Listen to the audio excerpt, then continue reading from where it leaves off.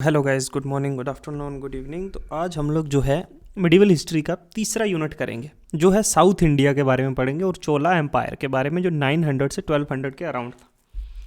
देखो, ये powerful kingdom जो है ना, ये साउथ इंडिया में राइज होता है 6th सेंचुरी के अराउंड। हालांकि इतना प्रोमिनेंस में ये 9th century, 8th, 9th, 10th century के अराउंड आता है, बट ड्यूरिंग 6th और 8th सेंचुरी में, मतलब दोबारा से रीपावर होता है ना, तो मोस्ट इम्पोर्टेंट जो अमॉन्ग देम थे, जो पावरफुल किंगडम्स थी, वो पल्लवाज और पांड्या से, जिन्होंने डोमिनेट किया, जो मॉडर्न डे तमिलनाडु है, और चेराज जो थे, जो मॉडर्न डे केरला जो स्टेट है आज की, उसको डोमिनेट करते थे। और चालुक्यास जो थे, वो महाराष्ट्र का एरिया और दक्कन का एरिया जो है उसको डोमिनेट करते थे उस टाइम पे। ये पैरेलल बता रहा हूँ मैं आपको, 6 से और 8th सेंचुरी के बता रहा हूँ। इट वॉज चालुक्य किंग, जो पुलकेशिन सेकंड था चालुक्य किंग, याद है ना, मैंने आपने एंशिएंट में ही पढ़ा है, जिसने हर्षा को डिफीट किया था एंड नॉट अलाउड, उसको अलाउ नहीं किया कि वो एक्सपैंड कर सके एम्पायर अपना दक्कन की तरफ। सम ऑफ द किंगडम्स जैसे पल्लवाज और पांड्यास थे, वो भी, उनके पास भी बड़ी स्ट्रॉन्ग नेवी थी, उन्होंने भी क्रूशल रोल प्ले किया, जो इकोनॉमी, रिलीजन और कल्चर को जो है वो रिलेशनशिप बनाने के लिए साउथ ईस्ट एशिया और चाइना के साथ भी। स्ट्रॉन्ग नेवी है तो आप long distances through C travel कर सकते हो। उनकी नेवीज़ ने इनेबल किया कि वो इन्वेड कर सकते हैं कुछ पार्ट जो है श्रीलंका और का भी for some time. Chola empire जो था वो 9th सेंचुरी में राइज होता है पावर में, और वो अपने अंदर जो है लार्ज कंट्रोल लेता है पूरे पेनिनसुलर इंडिया का। चोला डेवलप करते हैं एक पावरफुल नेवी, जो उन्हें इनेबल करता है कि वो श्रीलंका को भी कॉन्कर कर सके और मालदीव्स को भी। अब उसका इम्पैक्ट फेल्ट हुआ है, जो बहुत सारी कंट्रीज जो थी साउथ एशिया में भी, साउथ ईस्ट एशिया की जो कंट्रीज थी, वो चोला के जो स्ट्रॉन्ग इन्फ्लुएंस था, वो इम्पैक्ट उनको भी पड़ा। चोला एम्पायर जो है may be said to be, वो क्लाइमैक्स पे था, मार्क ऑफ क्लाइमैक्स था साउथ इंडियन हिस्ट्री का, जो चोला एम्पायर है।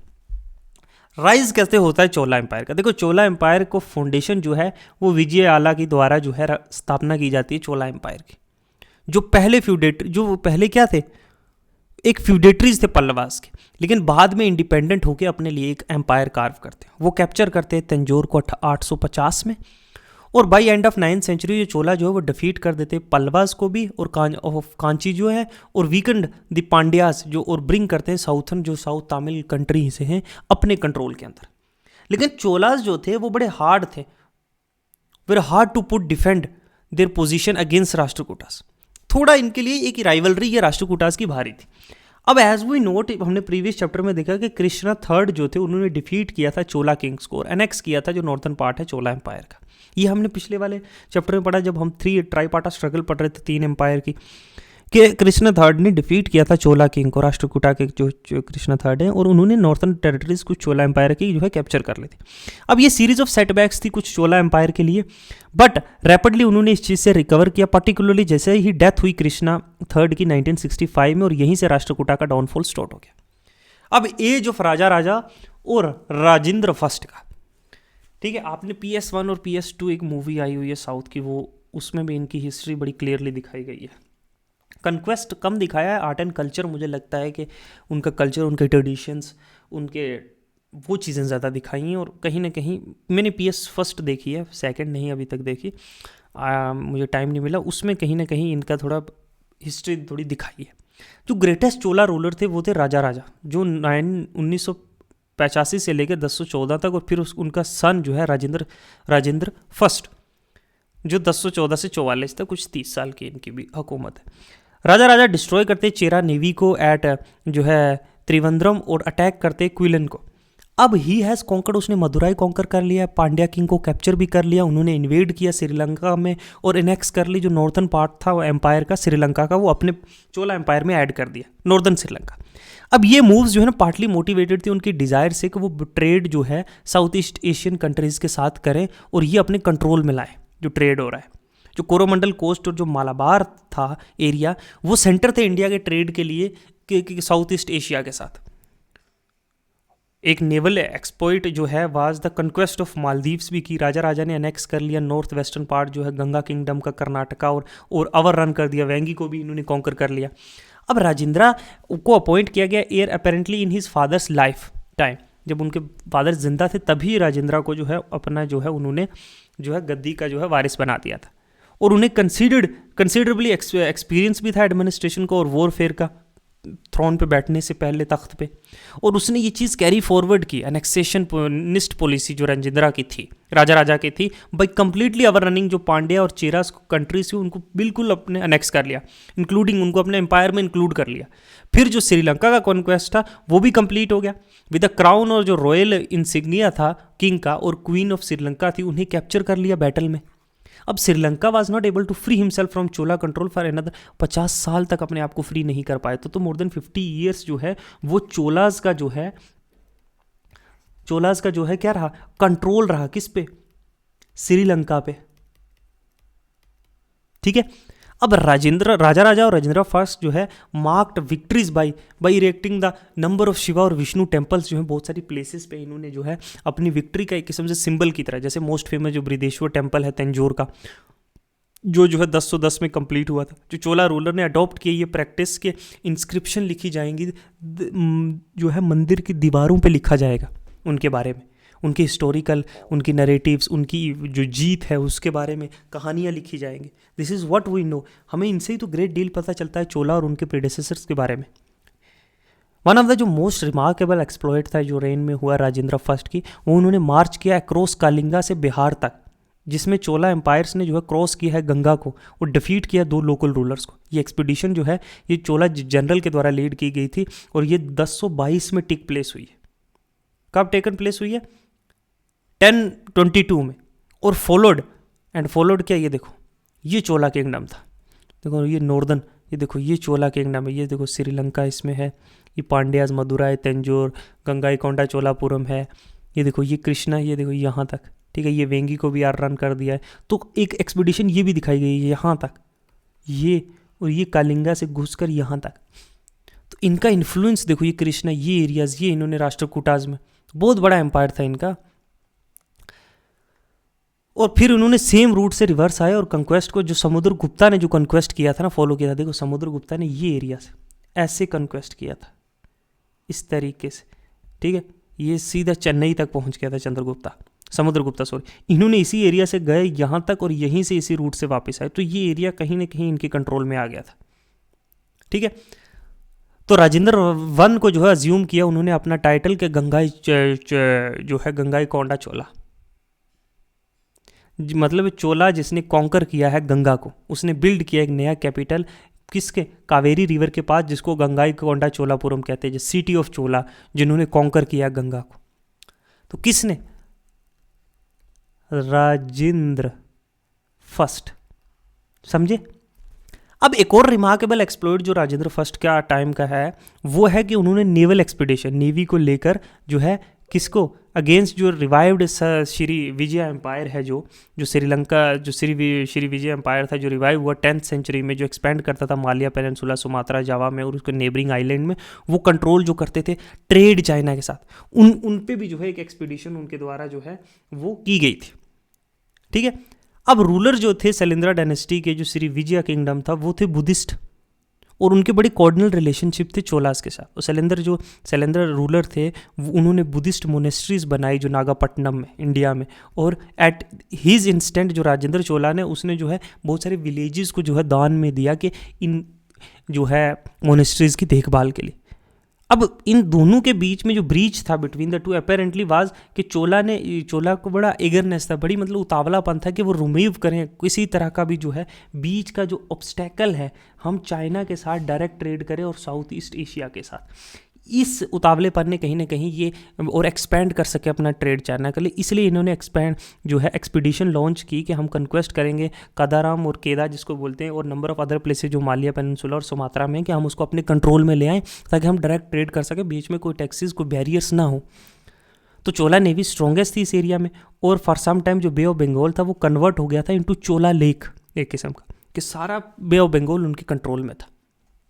अब चोला रोबर ने बहुत सारी एम्बेसी भेजी चाइना में भी, है ना, वे कुछ डिप्लोमेटिक थी, कुछ कमर्शियल पर इंटरेस्ट के लिए भी। चोला की एम्बेसी रीच हुई चाइना में 1016 में और 1033 में भी। एक चोला एम्बेसी 70 मर्चेंट्स की चाइना में पहुंची 1017 में, और अकॉर्डिंग टू एक चाइनीज़ अकाउंट के उन्होंने रिसीव किए 81,800 जो स्ट्रिंग है कॉपर कैश के, ये मोर देन 4 लाख रुपीज़ होते हैं in return for articles of tributes. तो एक ग्लासवेयर, कैंपे, ब्रोकेट्स जो है, राइनोस हॉर्न्स, आइवरी, इन सारी चीज़ों का जो है ट्रेड के लिए। अब ट्रिब्यूट्स जो है was word used by Chinese from all the articles brought for trade. तो ये देखो ना, एक कल्चरल, एक ट्रेड का लिंक जो है कहीं ना कहीं चोलास को चाइना के साथ जो है यहाँ हमें पता चलता है। चोला रूलर्स ने जो है कॉन्स्टेंटली जो है चालुक्यास के साथ लड़ते रहे, जिनको सक्सीड किया फिर राष्ट्रकूटा ने, फिर उनके साथ they were also called later Chalukyas, और उनकी कैपिटल कल्याणी में थी। अब चालुक्यास, चोलास और जो चालुक्यास थे वो क्लैश करते थे वेंगी के लिए, कि वेंगी का कौन है ओवरलॉर्ड, ठीक है। जो तुंगभद्रा द्वाब है, जो गंगा रूलर, जो गंगा ने रूल्ड किया कंट्री में नॉर्थ वेस्टर्न कर्नाटका, गंगा, ये भी एक गंगा रिवर की बात नहीं हो रही है, एक डायनेस्टीज़ की बात हो रही है जो रूल करते थे नॉर्थ वेस्ट कर्नाटका में। और ना इधर साइड जो है कोई डिसाइसिव विक्ट्री नहीं कर पाई इस कॉन्क्वेस्ट में, अल्टीमेटली ये एग्जॉस्ट हो गई बहुत सारी किंगडम्स, दोनों किंगडम्स। ये भी यहाँ देखा जा सकता है कि वॉर जो है वो बड़ी सख्त होती जा रही थी during this time. Chola ruler ने जो है सैक किया, पूरा लूट पाट करके और प्लंडर किया बहुत सारी चालुक्या सिटीज़ को, इंक्लूडिंग जो कल्याणी थी, जो कैपिटल सिटी थी, उसको भी जो पूरी तरह से लूट पाट और तबाह बर्बाद किया। बहुत सारे मैसेकर हुए, बहुत लोग मरे, इंक्लूडिंग ब्राह्मण्स और बच्चों को भी मारा गया, जो बड़ा क्राइम देखा जाता था उस टाइम पे। उन्होंने भी सिमिलर पॉलिसी अडॉप्ट की पांड्या कंट्रीज़ में, मिलिट्री कॉलोनीज़ यहाँ बसाई ताकि वो देख सकें, यहाँ की पॉपुलेशन की निगरानी रख सके। उन्होंने डिस्ट्रॉय कर दिया जो अनिरुद्धपुरा था, एक एंशेंट कैपिटल थी जो रूलर ऑफ श्रीलंका की, और treated there king and queen, बहुत सख्ती से उन वहाँ के रानी और राजा से ट्रीट किया। तो ये कहीं ब्लॉट ऑफ हिस्ट्री है, कहीं चोला एम्पायर पे जो मैसेकर की, कहीं जो है बुरी तरीके से ट्रीटमेंट, डिस्ट्रक्शन की, ये कहीं ना कहीं एक प्लॉट हिस्ट्री है। होएवर जब उन्होंने कॉन्कर कर ली कंट्री तो चोला ने ट्राई किया कि वो एक साउंड सिस्टम ऑफ एडमिनिस्ट्रेशन चलाएं। एक रिमार्केबल फ्यूचर जो चोला एडमिनिस्ट्रेशन का है कि उन्होंने इनकरेज किया कि जो लोकल सेल्फ गवर्नमेंट है, जैसे आज पंचायत राज होती है विलेजेस में, ऑल ओवर द उनके एम्पायर में जो है ऐसी लोकल गवर्नमेंट एस्टैब्लिश की गई विलेजेस में, ताकि विलेजेस जो है सेल्फ सफिशिएंट और सेल्फ एडमिनिस्टर हो सके। एक डिसेंट्रलाइज्ड एडमिनिस्ट्रेशन विलेजेस में जो है लॉन्च की। चोला एम्पायर जो है 12th सेंचुरी तक जो है बड़ी अच्छे से फ्लोरिश होती रही, लेकिन उसके बाद ये डिक्लाइन होने लगी जो earlier part of 30th century. जो लेटर चोला चालुक्यन एम्पायर था महाराष्ट्र में, वो भी जो है यहीं कहीं 12th सेंचुरी के अराउंड जो है वो ख़त्म हो गया था। तो कहीं ना कहीं चालुक्याज और चोलाज जो है वो पैरेलली चल रहे थे। जो प्लेस ऑफ चोला है उसकी जगह जो पांड्याज ने ले ली, और होशियालाज जो है वो साउथ में एमर्ज हुए। लेटर चालुक्याज भी रिप्लेस कर दी गई यादवाज और काथिकाज के द्वारा, ठीक है। ऑल दीज स्टेट एक्सटेंड, उन्होंने अपना आर्ट और आर्किटेक्चर को बड़ा पैट्रोनाइज किया। Unfortunately they weaken themselves by continuously fighting against each other. अब चालुक्याज और चोलाज और राष्ट्रकूटाज और ये आपस में लड़ के एक दूसरे को इन्होंने कमज़ोर कर दिया। जो बड़े बड़े टाउन्स है ना इन्होंने सैक किए, और यहाँ तक कि नॉट इवन स्पेयरिंग टेम्पल्स, उन्हें भी इन्होंने डिस्ट्रक्शन की। एक दूसरे के टेम्पल तोड़े अपनी जो है हेजेमनी और अपनी पावर दिखाने के लिए, बिल्ड भी किए। अल्टीमेटली दे वर डिस्ट्रॉयड, और लास्ट में जो है सुल्तान ऑफ दिल्ली ने वो डिस्ट्रॉय कर दिया। अर्लियर 14th सेंचुरी में जो है इनको जो है ख़त्म कर दिया। चोला गवर्नमेंट की अगर लोकल सेल्फ गवर्नमेंट के बारे में हम पढ़ें, लोकल सेल्फ गवर्नमेंट, देखो किंग जो है सबसे इंपॉर्टेंट पर्सन होता था चोला एडमिनिस्ट्रेशन में, जैसे एंशिएंट और मेडिवल टाइम में होता था, ठीक है। जो अथॉरिटी थी, ऑल अथॉरिटी, जितनी भी ताकतें थी वो उसके हाथ में थी, और उसकी एक काउंसिल ऑफ मिनिस्टर होते थे जो उसे एडवाइस किया जाते, जो उन्हें सलाह देते थे। किंग हम कभी बहुत बार टूर पे भी जाता था देखने के लिए कि ओवरसीज़ कैसा एडमिनिस्ट्रेशन चल रहा है मुल्क का। चोला ने मेंटेन की थी, लार्ज बड़ी आर्मी थी, वहाँ एलिफेंट भी थी, कैवेलरीज, इन्फेंट्री, सब टाइप के थे, ठीक है, जिन्हें 3 लिम्स ऑफ आर्मी कहा जाता है, एलिफेंट, कैवेलरी और इन्फेंट्री। अब इन्फेंट्री जनरली वो आर्मी थी जिनके पास स्पेयर्स होते थे, भाले नहीं होते, but most of the king had body guards, जिन्होंने कसम ली होती है उसे डिफेंड करने के लिए, इवन अगर उनकी जान भी चली जाए। वेनेटियन ट्रैवल जो मार्को पोलो जब विजिट करते हैं केरला में 13th सेंचुरी में, वो कहते हैं कि जितने भी सोल्जर्स हैं, जो बॉडी गार्ड है, वो अपने आप को जला देते थे फ्यूनरल प्रे पे मोनार्की जब वो मरता था, कि जब एक किंग की डेथ हो जाती थी तो वो बॉडी गार्ड्स भी अपने आप को उसी चिता पे जला देते थे अपने आप को। एक स्टेटमेंट है जो शायद कहीं ना कहीं एग्जैजरेशन है, ठीक है, कि कहीं ना कहीं बढ़ा चढ़ा के बताई हुई है, लेकिन चोलाज की जो है स्ट्रॉन्ग नेवी होती थी। वो हमने ये भी देखा, जिन्होंने मालाबार और कोरोमंडल कोस्ट और फॉर सम टाइम उन्होंने डोमिनेट किया, और एंटायर बे ऑफ बंगाल को, यहाँ तक कि इसको लेक ऑफ चोला भी कहते थे, बे ऑफ बंगाल को। तो सोचो कितना डोमिनेट किया होगा इस एरिया को, पूरी तरीके से कब्जा था।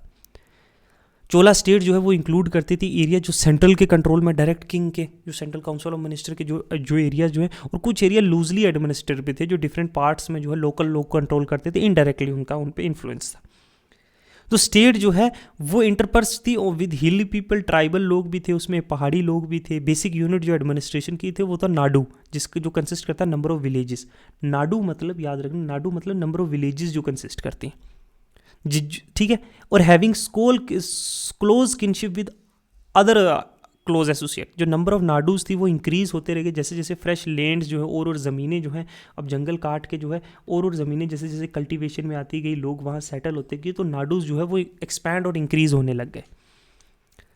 जैसे जैसे कल्टीवेशन जो मीन ऑफ इरिगेशन है, वर्क है, जैसे पाउंड्स, वेल्स जो है वो तैयार किए गए और कन्वर्ट किया गया जो बहुत से पहाड़ी और ट्राइबल पीपल्स को एग्रीकल्चरिस्ट में, ठीक है। ग्रांट्स दी गई, ज़मीनें दी गई ब्राह्मण्स को, टेम्पल्स को, है ना, और टेम्पल्स इंक्रीज़ हुए, जिससे जो है कल्टीवेशन और इंक्रीज़ हुई। अब एक पैच ऑफ लैंड जो है किसी ब्राह्मण को दे दिया गया, ठीक है, ये जो है जंगल का, अब ये इसमें जो है अब लगाएगा जो है लेबर, तो ये जंगल काट के जो है ये कल्टीवेशन में लैंड आएगी कि नहीं, तो इससे इंक्रीज़ हुआ। चोला किंगडम के जो नाडूज थे उनको जो है वाला नाडू में जो है ग्रुप किया गया था, मतलब चोला स्टेट जो है डिवाइडेड थी 4 मंडलम में, ठीक है। चोला स्टेट क्या थी, डिवाइडेड थी 4 मंडलम्स में, या जिसको हम कह सकते हैं प्रोविंसेस भी। और कभी कभी ये प्रिंसेस जो थे, जो रॉयल प्रिंसेस थे, वो अपॉइंट किए जाते थे गवर्नर इन प्रोविंसेस के, जो जो क्या थे, जो मंडलम्स हैं, मतलब ये एक किस्म के प्रोविंसेस है, ठीक है। नाडू जो है स्मॉल यूनिट है, ठीक है। तो ये मंडलम्स जो हैं ये जो है या प्रोविंसेस है, कभी कभी राजकुमारों को अपॉइंट किया जाता था। Officially were generally paid by giving them assignment या रेवेन्यू बेरिंग लैंड, कुछ ज़मीनें उनको दे दी जाती थी जिनमें से जो है वो जितना भी रेवेन्यू निकलेगा, जितना भी टैक्स निकलेगा वो कलेक्ट कर सकते हैं, ठीक है।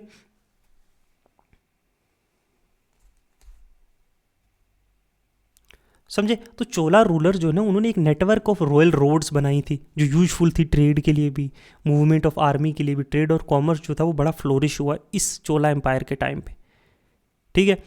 बड़े बड़े जाइगेंटिक बड़े बड़े ट्रेड गिल्ड्स थे जो ट्रेड करते थे जावा और सुमात्रा के साथ। चोलाज ने जो है अब बड़ा ध्यान दिया इरिगेशन पे भी, जो रिवर कावेरी और बाकी जो दरिया थे इस पर्पसेस के लिए बड़े थे, बड़े बड़े टैंक बनाए गए इरिगेशन के लिए। कुछ चोला रूलर ने कैरी आउट किया, एक एलाबोरेटेड सर्वे भी किया गया लैंड का, ताकि फिक्स कर दिया जाए कि गवर्नमेंट कितना रेवेन्यू इससे लेगी, ठीक है। लैंड सर्वे किया गया, ठीक है, कि इतना गवर्नमेंट का शेयर है इसमें से और बाकी जो है लोगों का शेयर है। तो वी डू नॉट नो, हमें प्रिसाइजली नहीं पता है गवर्नमेंट का शेयर कितना होता था। इन एडिशन जो लैंड टैक्स तो होता ही था, चोला रूलर्स ने इनकम जो है अपनी टोल से भी लेते थे, जो ट्रेड पे होती थी, टैक्सेस ऑन प्रोफेशन जो उस पर टैक्स, जैसे आज प्रोफेशन टैक्स होता था। जो प्लंडर किया जाता था, जो लूटपाट की जाती थी नेबरिंग टेरिटरीज से, उससे भी गवर्नमेंट का शेयर होता था। तो चोला रूलर्स बड़े वेल्दी थे, अमीर थे, और वो अफोर्ड कर सकते थे बड़े बड़े नंबर ऑफ टाउन्स और मैग्निफिसेंट जो मोनूमेंट्स इंक्लूडिंग जो टेम्पल है वो बनाना, क्योंकि इनकम सोर्स बड़ा था, प्रोस्पेरिटी बड़ी थी, ठीक है। प्रोस्पेरिटी भी बहुत थी। हम ऑलरेडी वो हमने रेफर किया लोकल सेल्फ गवर्नमेंट विलेजेस में कैसे होती थी इन सम एरिया, जैसे राष्ट्रकूटा एम्पायर्स का हमने पढ़ा था, राष्ट्रा होता था जो प्रोविंस होती थी, गवर्नर रोल रहता था। We know about village government in Chola empire, बहुत सारे नंबर ऑफ इंस्क्रिप्शंस से हमें ये पता चलता है कि, ठीक है। हमें ये भी कहा है कि 2 टाइप की असेंबली होती थी, एक था उर और एक थी एंड द सभा या महासभा। उर जो था वो जनरली एक असेंबली होती थी विलेज में, उर जो है वो असेंबली होती थी चोलागढ़ विलेज असेंबली, विलेज में जैसे आज ग्राम सभा हो गई, सिमिलर टू डैट। हो एवर वही हमें जो है ज़्यादा नहीं, जो महासभा उसके या सभा के बारे में ज़्यादा नहीं पता है। ये शायद गैदरिंग होती होगी जो अडल्ट मैन होते होंगे ब्राह्मण विलेजेस के, ठीक है, जिनको हम अग्रहम्स भी कहते हैं, अग्रहरम्स, ठीक है। ये विलेजेस जो थी ब्राह्मण सेटलमेंट्स की थी, जिसमें मोस्ट ऑफ द जो लैंड थी वो रेंट फ्री थी, मतलब उन पर किराया नहीं था, ठीक है। ये विलेजेस इंजॉय करते थे लार्ज नंबर जो है क्या, लार्ज मेजर ऑफ क्या ऑटोनॉमी। इनमें थोड़ी थोड़ी उनको जो है ग्रांट्स जो देकर किंग के द्वारा इनमें थोड़ी आज़ादी थी। जो अफेयर थे विलेज के ना, जिन्हें विलेजेस में जितने भी काम काज जो उसके जो लॉ एंड ऑर्डर मेंटेन करना होता था, तो उसके लिए एक एग्जीक्यूटिव कमेटी होती थी जो एजुकेटेड पढ़े लिखे लोगों की, जिनके पास प्रॉपर्टी है, वो इलेक्ट किए जाते थे, या फिर जो है लॉटरी के लॉट्स या रोटेशन के थ्रू जो है इन्हें अपॉइंट किया जाता था। ये मेंबर रिटायर होते थे हर 3 साल में, वहाँ पे देर वर अदर कमेटी ऑल्सो जो हेल्प करती थी असाइनमेंट, रेवेन्यू कलेक्शन में, मेंटेन करने में लॉ एंड ऑर्डर और जस्टिस एटसेट्रा। लेकिन one of the most important committee जो थी वो द टैंक कमेटी, जो ये देखभाल करती थी कि पानी का डिस्ट्रीब्यूशन कैसे होगा फील्ड्स में। जो महासभा थी कुड डिस्ट्रीब्यूट, वो नई ज़मीनें लोगों को डिस्ट्रीब्यूट कर सकती थी। ओनरशिप, जो अपनी जो मलकियत होती है, मालिक कौन है इसका, वो राइट भी उनके ऊपर था। वो लोन रेज कर सकते थे विलेजेस से, वो टैक्सेस लेवी कर सकते थे, ये महासभा। ठीक है, जो सिस्टम था सेल्फ गवर्नमेंट का जो इंजॉय किया है इस चोला विलेजेस में, वो जो है वेरी फाइन सिस्टम था, मतलब one of the finest system जो अब तक का था। टू सम एक्सटेंट ये वर्क करता था अदर विलेजेस एज वेल। होएवर जो ग्रोथ हुआ फ्यूडलिज्म का, जो हमने डिस्कस किया है अर्लियर चैप्टर में, उसने कहीं ना कहीं इस ऑटोनॉमी को रिस्ट्रिक्ट कर दिया बहुत। ठीक है, हमने ये रेवेन्यू सिस्टम, इकोनॉमी पढ़ी, एडमिनिस्ट्रेशन पढ़ी चोला एम्पायर की जो है। अब हम देखते हैं थोड़ा चोला एम्पायर का कल्चरल लाइफ क्या थी। देखो, चोला ने रूल किया, फर्दर ग्रोथ और क्लाइमैक्स जो हुआ वो भक्ति मूवमेंट में जो स्प्रेड हुआ, और हम इसको सेपरेटली डिस्कस करेंगे लास्ट में। जो मूवमेंट था वो क्लोजली लिंक था मंदिरों के साथ। ये जो भक्ति मूवमेंट है इसका कहीं ना कहीं टेम्पल्स के साथ इसका लिंकेज बढ़ा था। अब हम कल्चर एस्पेक्ट पढ़ रहे हैं। जो एक्सटेंड और रिसोर्सेज हैं चोला एम्पायर के, उन्होंने इनेबल किया रूलर्स को कि वो बिल्ड कर सके ग्रेट टेम्पल्स, जैसे तंजौर में गंगाई कोंडा चोलापुरम है, कांची है, ऐसे बड़े बड़े मंदिर बनाए गए, बड़ी कैपिटल सिटीज़ बनाई गई। और रूलर्स ने लार्ज हाउस होल्ड, बड़े बड़े palaces, banquet halls, spacious garden, terraces ये बिल्ड किए। हमें ये वही थोज वी लर्न कि एक 7 या 5 स्टोरी हाउसेज जो थे फॉर देयर चीफ्स बने हुए थे। अनफॉर्चुनेटली ये ऐसे पैलेसेस जो है इस पीरियड के सर्वाइव नहीं किए। लेकिन जो चोला कैपिटल थी गंगाईकोंडा चोलापुरम, ठीक है, ये भी is now just a small village near Tanjore. अब ये एक छोटी सी विलेज, एक छोटा सा जो है गांव बन के रह गया, पहले बहुत बड़ी विलेज थी। लेकिन होवर जो डिस्क्रिप्शन है इस यहाँ के मैग्निफिसेंट पैलेसेस की, रूलर्स की, उनके मिनिस्टर्स की, वो इक्वली जो मैग्निफिसेंट हाउसेस की, ये हमें कहीं ना कहीं इंस्क्रिप्शंस में पता चलता है। जो वेल्दी यहाँ मर्चेंट्स रहे होंगे, जो जो जो लिटरेचर इस दौर का हमें मिला, उससे हमें इन लोगों की जो है डेली लाइफ के बारे में पता चलता है। जो टेम्पल आर्किटेक्चर है वो इस क्लाइमैक्स पे पहुंच चुका था चोलास के टाइम पे, मतलब एक जिंथ पे, कि उससे पहले ऐसा नहीं था और उसके बाद भी ऐसे टेम्पल्स नहीं बने। जो स्टाइल ऑफ आर्किटेक्चर था वो वोग में आया ड्यूरिंग द पीरियड द्राविडा। इन्हें द्राविडा कहा जाता था बिकॉज ये कन्फाइंड था ज़्यादातर जो साउथ इंडिया में ऐसे टेम्पल आए। जो मेन फीचर थे स्टाइल के, बड़ी बड़ी स्टोरीज बनाई जाती थी, गर्भगृह, एक इनर मोस्ट जो चैम्बर होता था जहाँ पे जो चीफ डिटी, जो सबसे बड़ा जो मेन भगवान है, उसको रखा जाता था। नंबर ऑफ स्टोरीज जो हैं वो वेरी करती थी, 5 से 7 स्टोरी बिल्डिंग्स पे टेम्पल्स के। वो टिपिकल स्टाइल था, जैसे कि एक विमाना बनाया जाता था, एक पिलर्ड जो है होल होता था जिसको हम मंडप कहते थे, जो इलाबोरेटेड, जिसके ऊपर कार्विंग होती थी पिलर्स के ऊपर। जो पिलर्स हैं उनके ऊपर बड़ी बड़ी फूल कार्विंग अलग अलग टाइप के, ठीक है, फ्लैट रूफ होते थे, जनरली प्लेस किए जाते इन फ्रंट ऑफ एक सेंट्रम होता था। सेंट्रम एक्ट करता था एक ऑडियंस हॉल, जहाँ पे प्लेस्ड वेरियस अदर एक्टिविटीज़, जहाँ पे लोग सेरेमनी होती थी, शादियाँ होती थी, डांस होता था परफॉर्म, जिसको देवदासी कहते हैं, ठीक है। वुमेन जो है डेडिकेट करती थी अपनी सर्विसेज गॉड को। समटाइम एक पैसेज रन बनाया जाता था अराउंड सेंट्रम के, जो, ठीक है, इसके अराउंड बनाया जाएगा, ठीक है, डिवोटीज ताकि चक्कर लगा सके डीटीज़ के। इमेज होती हैं बहुत सारी गॉड की जो है इन पैसेज में यहाँ पे लगी हुई हैं, ठीक है, कार्विंग के थ्रू। तो इंटायर स्ट्रक्चर जो था वो क्या था, कोर्ट यार्ड जो है। अब पूरा जो ये मंदिर है ना, इसके चारों तरफ जो है एक दीवार बनी हुई होती थी। यहाँ एक बहुत बड़ा जो है गेट बना हुआ होगा, ठीक है। अब इन कोर्स ऑफ टाइम जो ये विमान है ये और ऊंचा ऊंचा होता रहा, हायर एंड हायर, और नंबर ऑफ कोर्ट यार्ड जो है वो इंक्रीज हो गए, 2 से 3, 3 से 4 गोपुरम, इनको गोपुरम कहते हैं, ठीक है। ये बहुत बड़े गेट्स बनने लगे। थोज द जो टेम्पल बिकेम मिनिएचर सिटी और द पैलेस। तो कहीं ना कहीं जो मंदिर है वो एक छोटा शहर बन गया, जहाँ लिविंग रूम भी हैं, जो पुजारी हैं, बहुत सारी अदर फैसिलिटीज़ प्रोवाइड की जाती थी। टेम्पल जनरली इंजॉय करते थे रेंट फ्री ग्रांट लैंड की, ठीक है। वो जो है रेंट फ्री ग्रांट्स थी, मतलब उनके विलेजेस दी जाती थी, वहाँ से वो पैसा रिसीव करते थे, रिच डोनेशन मिलती थी, वर्चन जो बिजनेसमैन अमीर थे, सम ऑफ द टेम्पल इतने रिच हो गए कि दे इंटर्ड बिजनेस, और वो लोन देने लगे, पैसा देने लगे, बिजनेस एंटरप्राइजेस होने लगी। जैसे चर्च था, ठीक है, कैथोलिक चर्च हो गया था डार्क एजेस में यूरोप में। They also spent money on improving cultivation, digging wells, ये चीज़ें, ये सारी ये मंदिर करने लगा, इरिगेशन चैनल प्रोवाइड करने लगा।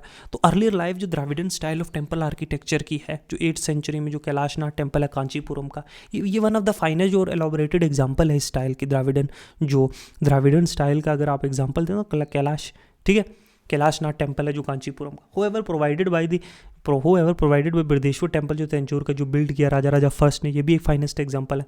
इसको राजा टेम्पल भी कहा जाता है बिकॉज क्योंकि चोलाज ने इन्हें जो है हैबिटेट और इनमें इंस्टॉल की थी इमेजेस किंग की, क्वीन की, इनके कोर्ट यार्ड्स में, तो इन्हें चोला टेम्पल भी कहा जाने लगा।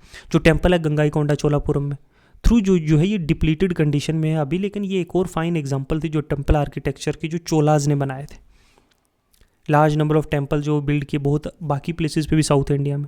होएवर it may be well to remember that कि जो प्रोसीड्स थे from this activities were obtained from plunder, ये अब देखो ना लूट फाट से ये पैसा कमाया गया पॉपुलेशन से, नेबरिंग एरियाज़ के जो चोला रूलर्स के। तो आफ्टर द फॉल ऑफ जो चोलाज हैं, टेम्पल बिल्डिंग एक्टिविटीज़ जो है वो कंटिन्यू रही चालुक्य, कल्याणी और होशियालाज के अंडर पे। एक डिस्टिंक्टिव धारवाड़ और होशियाला कैपिटल में, डिस्ट्रिक्ट ऑफ जो धारवाड़ है और होशियाला कैपिटल्स में भी हेलबेडू में लार्ज नंबर ऑफ टेम्पल्स बने। मोस्ट मैग्निफिसेंट जो टेम्पल है वो होशियालवरी टेम्पल है।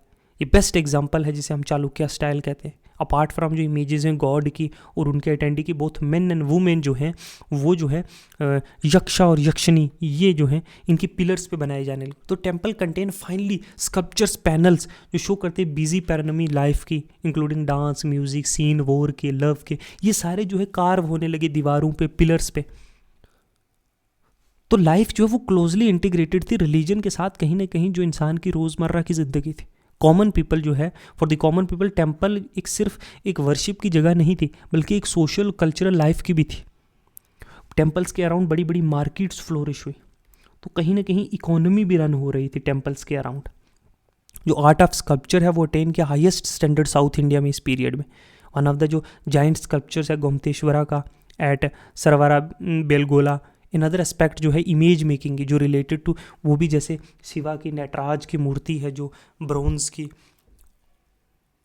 वो जो है हाईएस्ट फॉर्म ऑफ जो है स्कल्पचर्स जो है वो इस टाइम पे बने। नटराज का फिगर इस पीरियड में पर्टिकुलरली जो ब्रोंज का था वो उसे मास्टरपीस कंसिडर किया जाने लगा। मेनी फाइन एग्जांपल्स जो है वो मिलती हैं म्यूजियम्स में, इंडिया में भी और अब्रॉड में भी। रूलर जो बहुत सारी डायनेस्टीज़ के उन्होंने पैट्रोनाइज किया आर्ट को लेटर इसी पीरियड में। While Sanskrit was regarded as the language जो है हाई कल्चर की, और नंबर ऑफ किंग्स जो स्कॉलर्स और कोर्ट पोइट्स जो हैं उसमें लिखते थे, लेकिन उन्होंने मल्टीपल लैंग्वेजेस को जो है पैट्रोनाइज किया। एक रिमार्केबल फ्यूचर जो इस पीरियड का है वो लिटरेचर का ग्रोथ जो है लोकल लैंग्वेजेस है इंडिया की। जो नंबर ऑफ पॉपुलर सेंट जैसे नायनमार्स हैं या अलवर्स हैं जिन्होंने डिवोट किया अपने आप को शिवा और विष्णु के लिए रिस्पेक्टिवली। जो नायनमार्स हैं वो शिवा को, जो अलवर्स है वो विष्णु को, ठीक है, अपनी लाइफ डिवोट कर दी है डिवोटीज़ ने।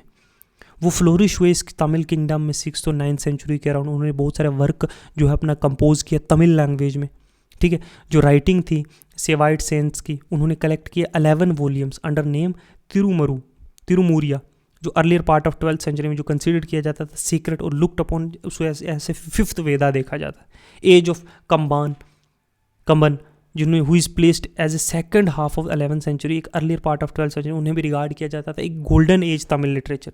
कंबन्स के रामायण जो कंसिडर किया जाता है classic Tamil literature. Kamban is believe to be lived जो है वो चोला कोर्ट के अराउंड, चोला किंग्स के अराउंड उन्हीं के कंटेम्प्रेरी थे। Many other to work their theme, जैसे रामायण और महाभारत के अराउंड लिखा गया, ब्रिंगिंग अपने क्लासिक्स को नियर टू पीपल। तो लोकल लैंग्वेजेस में जब ऐसे लिटरेचर लिखे जाएंगे तो local people can easily read, उन्हें समझ सकते हैं, तो लिटरेचर कहीं ना कहीं लोगों के दिलों के पास आ जाएगा। दो यंगर देन तमिल, कन्नड़ भी जो है वो एक लिटरेरी लैंग्वेज बन गई इस पीरियड की, ठीक है। राष्ट्रकूटा चालुक्याज थे, होशियाला रूलर थे, उन्होंने कन्नड़ को भी पैट्रोनाइज किया जितना तेलुगु को किया, एज वेल एज तेलुगु। और राष्ट्रकूटा किंग जो अमोघोष वर्षा है, अमोघा वर्षा, उन्होंने बहुत सारी बुक्स लिखी पोइटिक में कन्नड़ में। बहुत सारे जैन स्कॉलर्स जो है उन्होंने कंट्रीब्यूट किया ग्रोथ के लिए कन्नड़ की, पाम्पा, पोना, रन्ना। उन्होंने इन्हें 3 जेम्स कहते हैं, 3 हीरे जो है ये कन्नड़ पोइट्री, ठीक है। ऑल्डो दे वर अंडर द इन्फ्लुएंस जो है जैनिज्म के इन्फ्लुएंस में थे, उन्होंने भी थीम्स पे लिखा, रामायण और महाभारत की थीम पे लिखा। ठीक है। नानीहा जो एक कोर्ट में रहता था, किसकी कोर्ट में, चालुक्य किंग्स की, उन्होंने जो है तेलुगु वर्जन महाभारत का लिखा। कौन? नानीहा। ठीक है। ये चालुक्यास के कोर्ट में रहते थे। The work begun him was completed 13 century में कंप्लीट उसको किया तिखाना ने। लाइक द तमिल रामायण जो तेलुगु महाभारत थी, वो भी एक क्लासिक थी जो इंस्पायर हुए बहुत से सब्सिक्वेंट राइटर को, जिन्होंने इंस्पायर किया। बहुत से फोक और पॉपुलर थीम्स जो हैं वो मिलती है इनके लिटरेचर में। तो लिटरेचर बड़ा रिच था। ठीक है। वी कैन थोड़ा सी कि ये पीरियड जो है 8th और 12th सेंचुरी का वॉज नॉट ओनली एक रिमार्केबल ग्रोथ हुआ रीजनल किंगडम्स की या रीजनल इंटीग्रेशन की, कि अलग अलग एरियाज को एक सिंगल एडमिनिस्ट्रेशन और एम्पायर के अंदर लाया गया, बट हम इस पीरियड में कल्चरल ग्रोथ भी देख सकते हैं। डेवलपमेंट ऑफ ट्रेड जो चाइना, साउथ ईस्ट एशिया और श्रीलंका तक, ठीक है। कॉमर्स, एग्रीकल्चर का साउथ इंडिया में किस तरह से ब्राह्मण्स को लैंड ग्रांट्स दी गई, उससे और कल्टीवेशन में अंदर आई, कैसे टेम्पल्स के अराउंड पूरी एक मार्केट और बाजार बन गए। तो मर्चेंट आर्टिशंस, उनकी स्ट्रेंथ इंक्रीज हुई विद द डेवलपमेंट जो फॉरेन ट्रेड चोलास के अंडर हुआ। ठीक है। तो ये चोला एडमिनिस्ट्रेशन, देखो ना, चोला एम्पायर का ये एडमिनिस्ट्रेशन के बारे में दिखता है कि नाइदर नॉट, सिर्फ इन्होंने जो है रीजनल इंटीग्रेशन नहीं किया,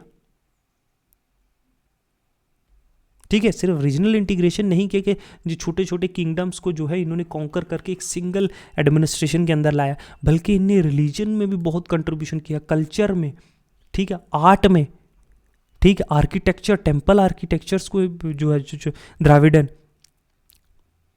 बल्कि, ठीक है, बल्कि देखो लिटरेचर में भी। तो साउथ इंडिया जो है अंडर जो चोलाज एम्पायर है वो अपने जिंद पे पहुंच गई जब उन्होंने जो है ऑल फील्ड्स में जो है एक्सेल किया। ठीक है। तो ये था आज हम लोग जो है चोला एम्पायर का जो है ओवरव्यू ले रहे थे, किस तरह से उन्होंने जो है 8 से 12th सेंचुरी के बीच में जो है किस तरह से उन्होंने कॉन्स्टेंट टग ऑफ वॉर लड़ी राष्ट्रकूटाज और चालुक्यास के साथ। ठीक है। फिर जो चोलाज इनका जो है एक चल रहा था साउथ में, जैसे ऊपर चल रहा था पालाज, प्रतिहाराज और जो है राष्ट्रकूटाज के बीच में। ठीक है। तो ये था चोला एम्पायर के बारे में। ब्राउन्स आर्किटेक्चर हमने देखा किस तरह से जो है शिवा की मूर्ति जो है ब्राउन्स में जो है वो नटराज की मूर्ति जो है वो एक मास्टर क्लास समझी जाती है। ठीक है। क्लासिकल डांस फॉर्म्स कैसे, देवदासी के बारे में हमने देखा।